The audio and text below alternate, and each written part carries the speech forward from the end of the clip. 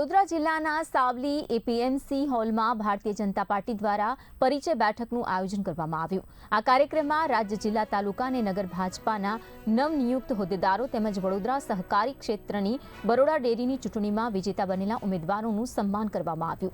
બરોડા ડેરીની તાજેતરની ચૂંટણીમાં સાવલી ઝોન 5માં પૂર્વ ડેરી ડિરેક્ટર રામસિંહજી વાઘેલાને બિનહરીફ જાહેર કરાયા હતા, જ્યારે કે ડેસર ઝોન 6માં કુલદીપસિંહ રાઉલજી અને સુરપાલસિંહ પરમાર વચ્ચે રસાકસી ભરી ચૂંટણી યોજાઈ હતી।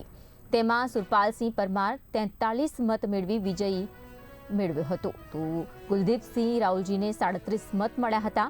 તો આ પરિચય બેઠકમાં જિલ્લા પ્રભારી ઋત્વિજ પટેલ, જિલ્લા ભાજપા પ્રમુખ ડોક્ટર બીજે બ્રહ્મભટ્ટ સહિતના હોદ્દેદારો અને કાર્યકર્તાઓ ઉપસ્થિત રહ્યા હતા।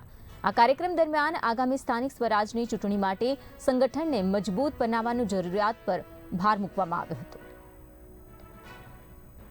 વડોદરા જિલ્લાના પ્રભારી તરીકેની નિયુક્તિ બાદ ડૉક્ટર બ્રહ્મભટ્ટ સાહેબની આગેવાનીમાં દરેક મંડળના પ્રવાસનું આયોજન થઈ રહ્યું છે। એ ક્રમમાં આજે સાવલી નગર તાલુકા અને ડેસર તાલુકાના શક્તિ કેન્દ્રના સંયોજક સુધીના કાર્યકર્તાઓને મળવાનું થયું।